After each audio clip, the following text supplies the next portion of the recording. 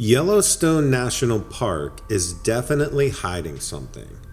There have been multiple strange encounters that visitors have had at the park with strange creatures. There are also encounters outside of the park, like we're going to get into here in a second. In this episode, we're going to hear from a retired dairy farmer who lives just outside of Yellowstone, as well as a park ranger who has worked at the park for over 10 years. This next story was submitted via email from someone who lives close to Yellowstone National Park. This took place in August of 2013 on my property.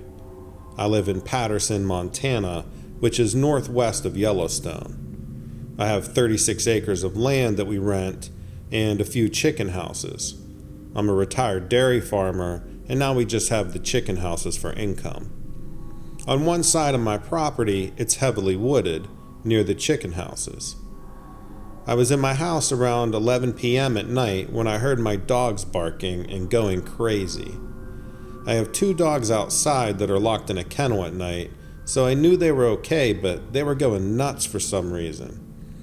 I went to the window to see what was going on, and that's when I saw something coming out of the woods from the direction of the chicken houses. I couldn't tell what it was at first because it was dark outside, and the spotlight that I have shining on the chicken houses doesn't reach all the way to the woods. But as it came out into the open, I could see that it was this monster wolf.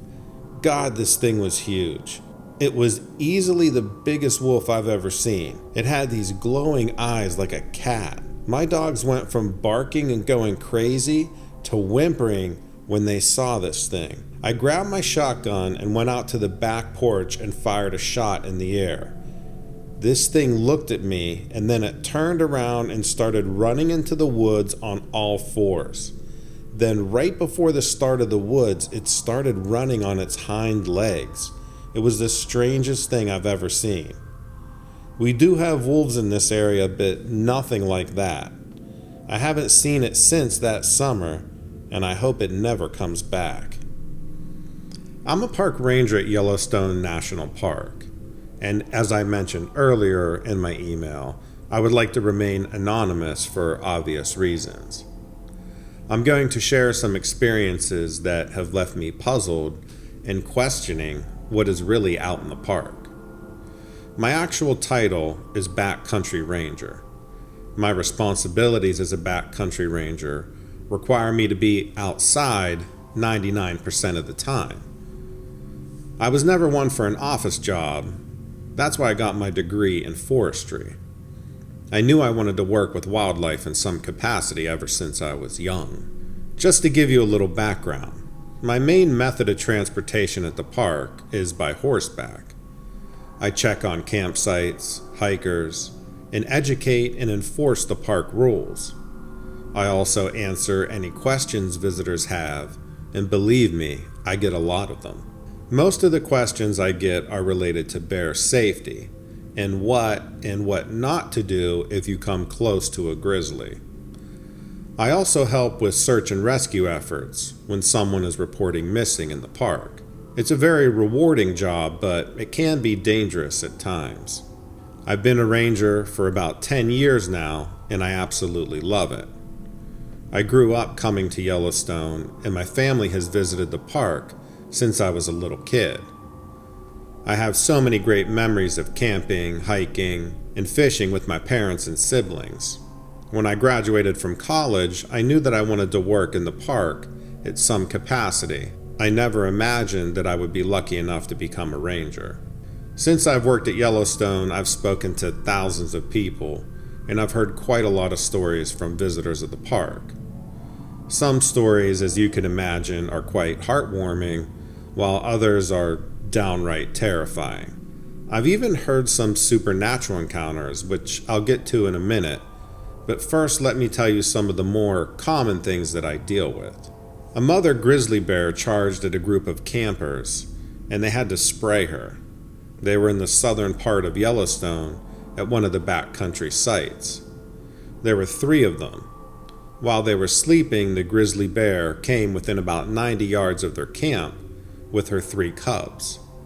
One of the gentlemen saw her. They got out of their tents and watched her for a while, not sure what to do because they felt they were already at a safe distance and she was moving away from them while going about her business. Their biggest mistake was not bringing their bear spray with them, even though their tent was only about 10 yards away. They also thought she could smell and hear them because they were talking and they had food nearby. She was startled when she saw them, and when she saw them, she charged right away. She looked up, huffed once, and then came barreling down the hill at them at full speed.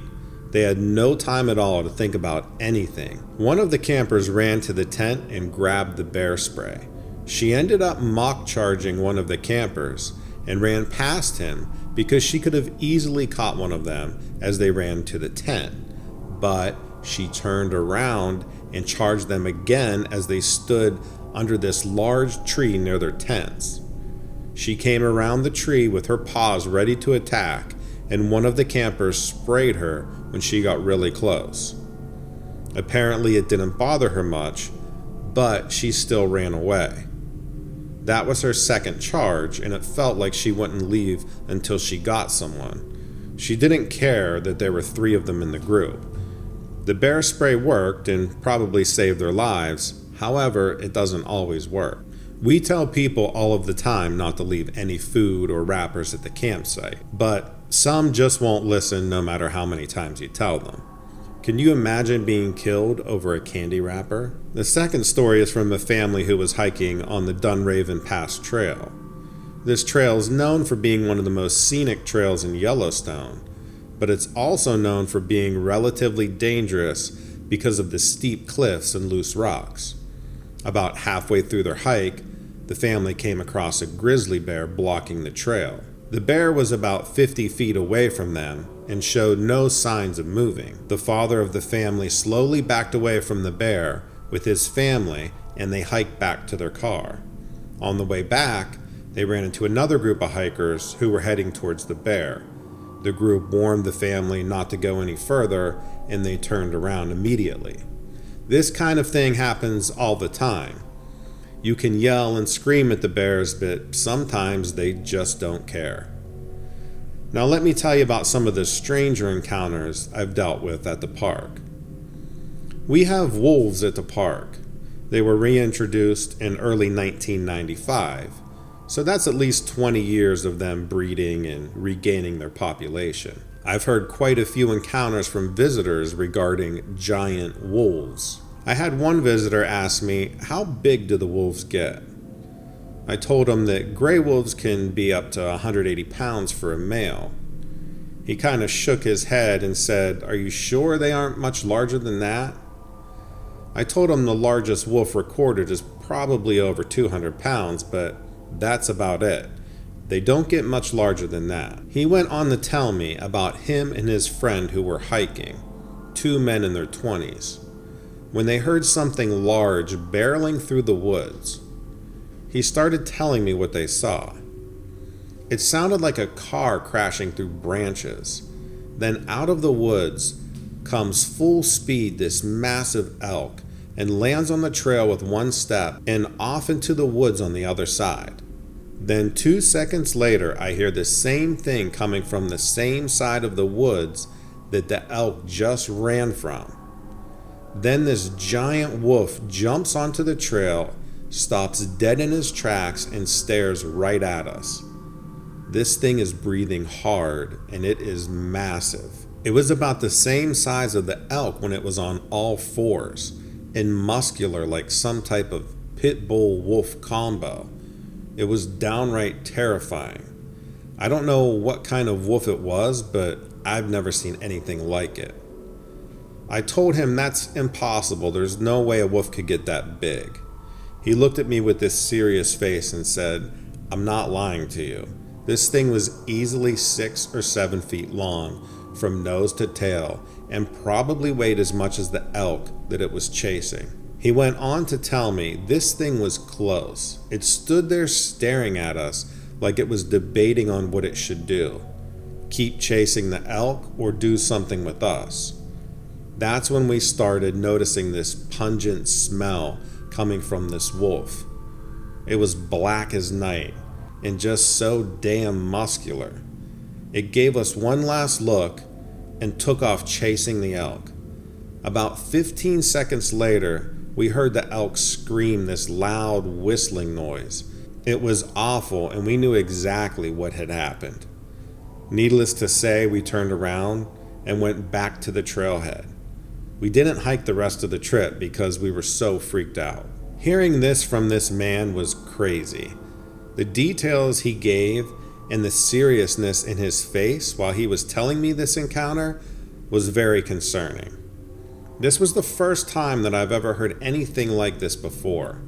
Like I said, most of the close calls and encounters have to do with grizzlies. Now I get that when people are camping and it's dark outside and you're out in the wilderness, you hear and see things.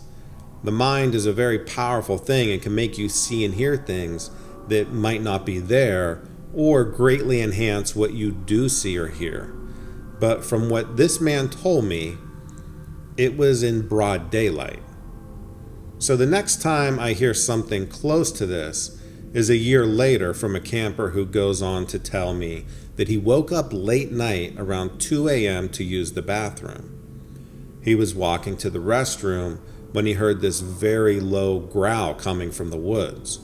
He goes on to tell me, I was walking to the bathhouse to use the restroom, and I hear this strange low growl coming from the edge of the woods. As I'm walking, it gets a little louder, and of course I stop, and I try to focus my eyes to the edge of the woods. The light from the bathhouse made it a little hard to see. I'm scanning the edge of the woods, looking close to the ground to see if there's any animal there, and I don't see anything at first until I look up a bit and I see a pair of yellow eyes standing taller than me.